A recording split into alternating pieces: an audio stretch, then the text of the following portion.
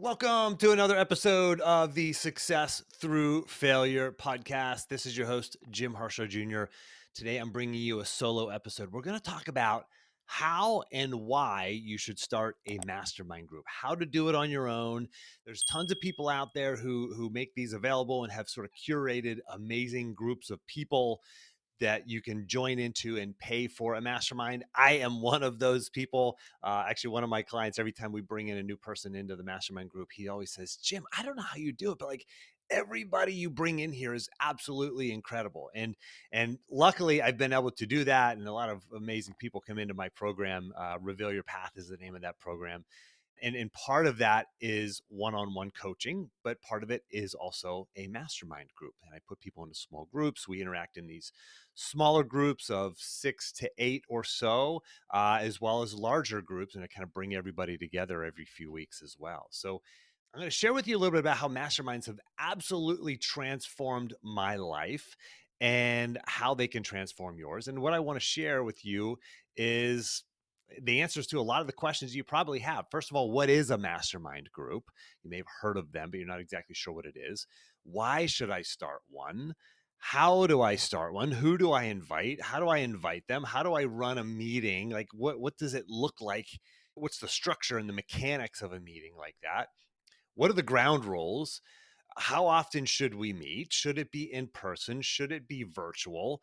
And lastly, what would I have done differently if I had to do it all over again? Because I've been part of mastermind groups for 6 years or so, sort of officially. I'm also going to share with you how actually I've been part of mastermind groups for much longer than that.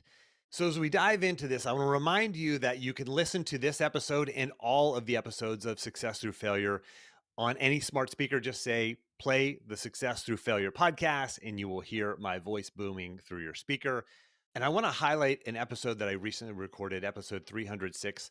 I talk about vacations and how to come back from vacations or the holidays, whether it's in the holiday season or Memorial Day or Labor Day weekend or any other holiday, how to come back refreshed and excited and energized instead of like exhausted and drained and feeling like you need another vacation. So make sure you check out episode 306. Episode 307, Jack Canfield. He is one of the all stars of personal development. If you don't know who he is, you've probably been living under a rock, but he's written he's sort of the founder of the Chicken Soup for the Soul book series. He has written many books, one of them called Success Principles, which really is the ultimate guide and book to finding personal and professional success.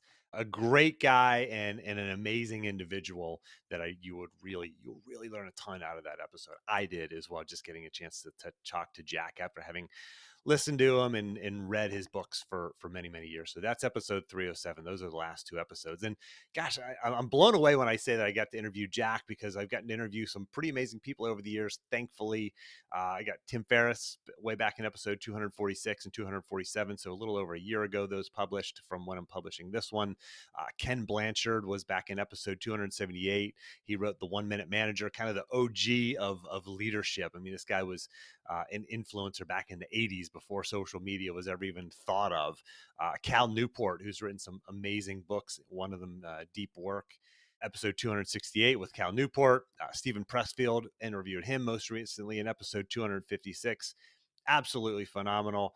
So anyway, thank you for listening, because you listening and you sharing this with others makes it possible for me to go to these guests and say, hey, I've got an audience that I can share your message with. Love to have you come on the show, and they can say yes. So thank you for that. If you're enjoying this, please give this a share, give it a like. If you're seeing it on social media, even just a like or a comment, whether it's on Twitter or LinkedIn or Facebook or otherwise Instagram, that helps those algorithms say, oh, this must be more important. Let me show this to more people. So any comment, any like, any retweet, any share, those things are so helpful. Really, word of mouth is how these things grow. Podcasts, because there's so many podcasts out there. Your word of mouth, your reputation you have with your friends and your family and your colleagues and your network, that is what makes people say, hey, let me subscribe to the Success Through Failure podcast, because there are so many options out there these days. I appreciate your support. I appreciate you sharing. And by the way, take a screenshot. If you're listening to this on your phone right now, take a screenshot and tag me on social media, whether it's on Twitter, Instagram, or otherwise, and we'll give you a shout out back there, and we'll interact over on social media. So let's get right into what I want to talk about here today, and what I want to help you with is, what is a mastermind group, and how do I start one? What's the value of one? I'm going to walk you right through this. So number one, what is a mastermind group? Well, think about this. What if you had a cabinet of people, just like a president, who helped you make decisions, right?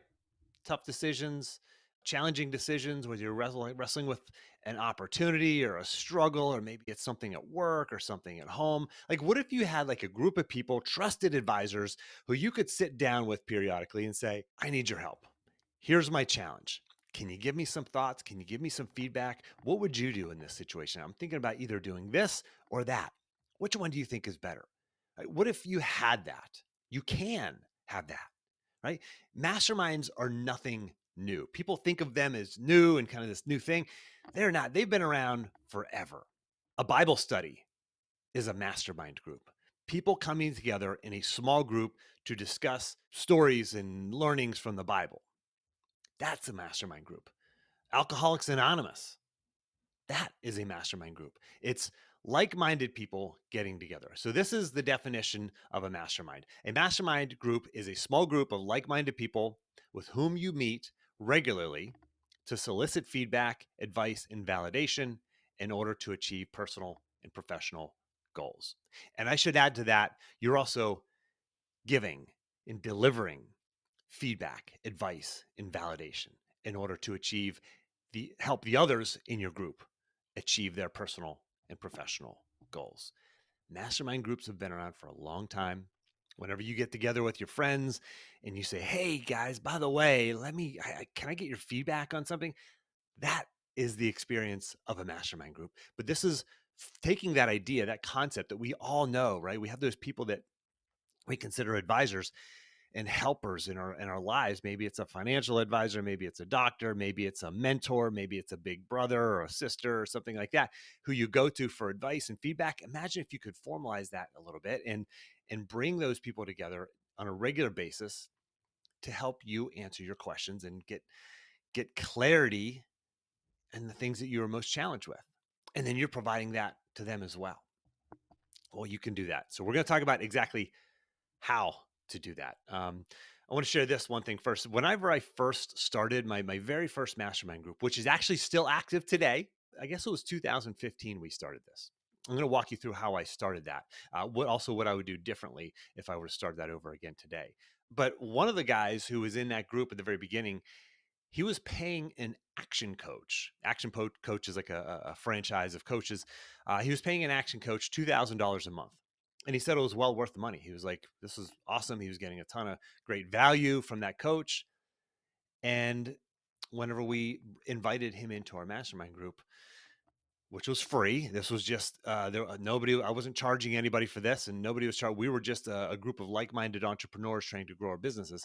We invited him into this group, and he stopped working with his action coach. He said, I'm getting a ton of value from that person, but I actually get more value from this mastermind group. Like, how crazy is that? It was actually free, but there was a bunch of people who were invested in each other, and he quit the action coach and really invested with us, invested his time and energy, no money, but time and energy into that with us. So I thought that was pretty cool. That is the value of a mastermind and being part of a mastermind group. Okay. So let's say you're like, okay, Jim, I want to start a mastermind group. How do I go about this? Well, first you have to figure out, what's your reason? Like, why do you want to start a mastermind group? Are you an entrepreneur? Are you a sports coach? Are you trying to improve your relationships? Are you trying to improve health and fitness? I mean, what is it that you're really hoping to gain, or what are you hoping to achieve, and what area of your life do you want to grow? Because that will dictate who you invite. Right. So that's first. Understand, like, get very clear on what is it you want to achieve. What's your reason for wanting to start a mastermind group? Like, what area of your life do you want to work on? Next, think about the value that you can bring to the mastermind group, not just what others can bring to you, right? What skills and abilities can you bring that would help others? Right? What experience do you have? What trainings do you have? What degrees? What connections? What education? What just innate abilities do you have that you can bring to the group? Right. So identify what you can bring. Then identify what you're lacking, and you want to find people who can help fill those gaps for you. That would also value what you bring to the group. Right? It's not just about you. So be very clear about that up front. Mastermind groups, like when you create one, it's not just about you. It's about them, whoever else you're bringing in. Like you're going to create a win-win. That's the goal here, is to create a win-win. All right. So, all right, like, okay, I've got an idea, Jim, of the topic, and I have I have an understanding of the skills and things that I can bring to the group, and also my blind spots and areas where I need to improve. Next, what you got to do is you have to identify one person, just one. Okay. Now your mastermind group might grow to 5 or 10 or even more people. But right now, we're starting with one person, right? And I'll answer the question: what's the ideal number of people? Before I go any further, I'll just tell you right now: what's the ideal number? There is no perfect number. If I was to state maybe an ideal number, I would say in the 6 to 10 range. A couple more, a couple fewer is fine, but that's about the sweet spot that I've discovered in that 6 to 10 range. But you're starting with one. Okay, you identify one person, one individual who you know would be great to partner with. Again, thinking of what they can bring to you, what you can bring to them. You might know this person, you might not know this person. They may be a friend, they may be a neighbor, or they may be an acquaintance that you barely know. They may be somebody you totally don't even know. And that's how I started my first mastermind group. Didn't even know the guy. I was part of an online community, a paid community of like-minded entrepreneurs who were growing their businesses, sort of a virtual mastermind, if you could call it that, like an online mastermind, online group. And I looked for people who lived in my area. And there was one person. His name's Rocky Buckley. You can check out Rocky on Facebook. He has an amazing Facebook group called Power Persona. Check it out. You can just do a Facebook search. It's an absolutely amazing group. He really brings a ton of value. But I reached out to Rocky years ago and I said, hey, listen, we're in the same area. Actually, before I reached out to him, I researched him, kind of did a little bit of background research on him. I was like, yeah, he seems like the right guy. I reached out to him. I said, hey, we're both in this group. We live nearby, about half an hour, 40 minutes from each other. I said, let's grab coffee. So we just grabbed coffee. My goal was just to meet him and kind of really see if we'd be a fit for each other. And it was pretty quickly that we realized that, yes, we would be a fit. And then I said, hey, listen, Rocky, I am creating a mastermind group. Love for you to be the first member. And he said, yeah, sure, let's do it. And I explained to him the goal was, once I got the first member, I would, then he and me and the one other member would identify jointly the third person, right? And then with the third person, the three of us would identify the fourth person, right? So you're always building this one by one, but every time you bring somebody into the group, you're allowing them to help you choose the next person in the group. Okay. So this is if you're creating your own. Now, if you're buying into one, like my program, I'm kind of curating those people and finding those people for you. But if you're going to create your own, you would want to jointly do this together. And if you're like, how do I reach out to somebody? What if I don't know them? Or what if, I just see them on LinkedIn? Well, here's an email you could send to them. I'm going to give you the script. If you want this, actually, I'll put this in the action plan. So go to jimharshawjr.com/action. You can actually just copy and paste this script if you want and use this to reach out to people. You could say, hi, Joe, I came across your name on LinkedIn. You and I are both in pharmaceutical sales. I live in Virginia like you, or I live in Central Virginia like you, or upstate New York, or wherever you're at. And like you, I used to sell XYZ drug. And I've learned a thing or two about selling to doctors in the area. And I was wondering if we might be able to grab coffee and see if we can crack the code to making millions of dollars in this job.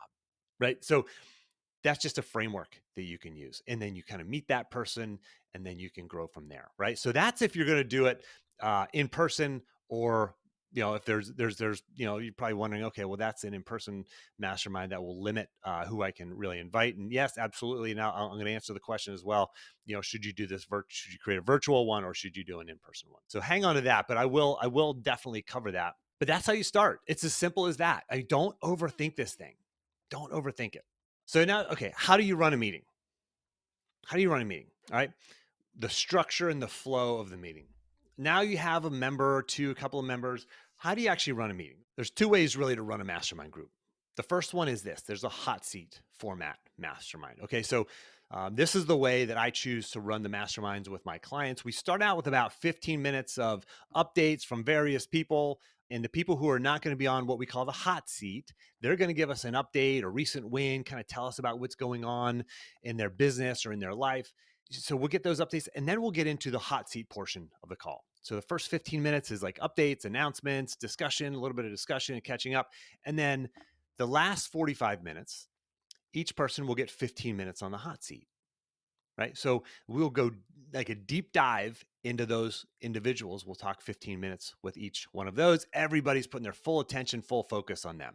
All right. So you're getting a longer stretch of deep dive, deep focus time, but not everybody gets time on the hot seat on every call. So some pros and cons there. Now, the other format is just a roundtable mastermind. Everybody will have approximately the same amount of time. You try to have everybody will get, maybe 10 minutes or, 5 to 8, 6 to 8 minutes, even depending on the number of people. And it's more of a give and take, and you're chatting about a topic, and it's more of an open discussion, right? You're trying to make sure everybody gets some time to talk about what their challenge is, but you might bring a piece of content or an idea or a concept to the table. Hey, everybody, let's talk about this today, right? Marital relationships, or if it's a business type of mastermind, hey, let's talk about online marketing, or let's talk about direct response marketing. You might bring a topic like that and everybody will kind of talk about it. So it's a little bit more of an open format, right? That's the round table mastermind. All right. So different formats, not the one's right and one's wrong. I really do prefer giving everybody that hot seat time, that time where they're really getting to do a deep dive into their own specific challenges. All right, ground rules. Like how else, what else about the flow of this meeting? So I'm going to give you 3 ground rules. Number 1, people have to be on time. Like make sure they're showing up on time. Number 2, stick to the allotted time for each member. If you're saying, okay, you got 15 minutes on the hot seat, make sure they stick to the 15 minutes. That's important, right? Because if you start going over that, you're cutting into the next person's time. So you really got to try to focus on that. And one person should be the timekeeper. There are times when you're just deep into a topic and you just can't cut it off at that 15 minutes. It's hard, but you do want to be aware of that. But one person should always be the timekeeper, kind of managing the flow of the meeting. And you can pass that around. Like if you start out and you initiate the whole mastermind group, you're going to maybe do that for the first few calls and then say, hey, listen, Joe or Jane, you might, can you sort of be the facilitator in this meeting and kind of keep track of time. And then the third ground rule is pay attention during the meeting, right? Put down your phone. You're not checking your phone. You're not checking email. Like really be there. Like if it's a virtual one, you're going to want to use the mute button on Zoom, or if you're on your phone, use that mute button so there's no distractions in the background, but really be present for the people on the call. So those are just a few ground rules. Now, how often should you meet? Masterminds vary from once a week to twice a year. What I do with my clients is we meet every other week. And it alternates. For us, the format that we have, it alternates between a small group and a big group call. So one week we'll have a small group call. There'll be 6 to 10 people on that call, and then 2 weeks later it's the large group, and kind of all my clients will come together on a larger group call. Totally different formats, totally different structure to those larger group calls. We'll bring in sometimes podcast guests. We bring in Olympians and business and relationship experts, etc., leadership experts, and we'll have Q&A time, and people will get to interact with some of my podcast guests, which is pretty cool. So that's in the big group format. But anyway, that's what we do. So it's every 2 weeks. Now, I know people who have businesses and they host masterminds every single week. That's another format. You have to really figure out what works for you. I would recommend, if you're starting this, it's always easier to ramp up the number of meetings that you do. It's harder to scale them back. So if you start with, let's say every other month, every 2 months or every 6 weeks. And if you're doing that after a while and you go, this is really working, let's do this once a month. You can do that. It's harder to start once a month and go, I think we can go a little bit more time in between meetings. Maybe we do 2 months or once a quarter. It's harder to go that direction. You certainly can, but I would just start with a little bit more distance in between meetings and then bring it closer. So that's a little bit on how often you should meet. You should just really try to work on that and figure that out as you go. But I would start out with once every 6 to 8 weeks, something like that. All right, the big question: in person or virtual? That's a big question people have about starting a mastermind. I really enjoyed the in person whenever we started my mastermind group, the one that I started 5 years ago, 6 years ago. That was great. We met in person. Now during COVID, we stopped meeting in person. We went totally virtual. And with us coming out of COVID now, we still haven't met in person. We still have just kept it virtual. It's just been easy to do it that way. There has been some discussion around, hey, let's get together in person again sometime soon. I don't think we'll ever go to full time, every single call being in person, but we'll do mostly virtual. But I think getting together in person is really great if you can, but absolutely not necessary. There's so much potential whenever you can really cast a broader net to create that mastermind group for, across the country, even across the world. All right, now what would I have done differently? Would I, if I had to go back and start this all over and try this again and start this mastermind over? And by the way, I'm in really three different mastermind groups right now, and they're all extremely valuable. This one that I started years ago, the main thing I would have done differently is I would have started sooner. Don't wait. Don't wait to do that. Don't overthink it. Pull the trigger. If you go to jimharshawjr.com/action, you can get the link to an ebook. All these notes, everything from this conversation today, it's actually in an ebook that's called How to Start a Mastermind Group in 30 Days or Less. Don't overthink this thing. I mean, pull the trigger, right? You have actionable stuff to do here. Reach out to one person, right? That's what you should do. Don't wait. I mean, my goodness, whenever I started this thing, I was like, oh my goodness, all these amazing people we brought in. It was just absolutely incredible. So that's number one. Number two, what else would I've done differently? I would have invited what I consider, big hitters sooner. People who I thought, they're not going to want to join our little group. I would have invited them sooner, because the second we invited them, man, it was just like, wow, we brought them value. They were bringing us value. It was just, there's such a win-win created in this situation. Now I'm in a mastermind group with, Ruben Gonzalez. He's a 4-time Olympian, author, massive. He's spoken on some of the biggest stages. He's been on the podcast. Dre Baldwin, he's also been on the podcast. He's a former professional basketball player, written multiple books. He's also a speaker and a coach. Like, I'm in mastermind groups with these guys, and like, I'm bringing them as much value as they're bringing me. Like, you have value. Figure out what those things are that you're good at.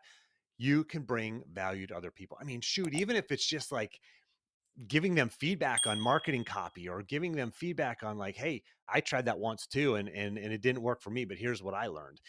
You have value. So don't wait. Join a mastermind. If you want to learn more about my mastermind groups, absolutely incredible people. I have people who have been in there for years, like 5 years since I actually first started my very first one. These guys have been in for like their lifers, some of them, it's just, there's so much value. So I encourage you to look into this. If you want to learn more about mine, go to jimharshawjr.com/apply. If you want to apply for a free one-on-one coaching call, I can just kind of lay out how my mastermind programs work. But I urge you, as always, to take action from this. And again, if you enjoyed this, give it a share, or tell a friend, hey, you listened to episode 308 of the Success Through Failure podcast. Give it a like, give it a comment, give it a rating and review. That is how this thing grows. And I thank you so much for listening.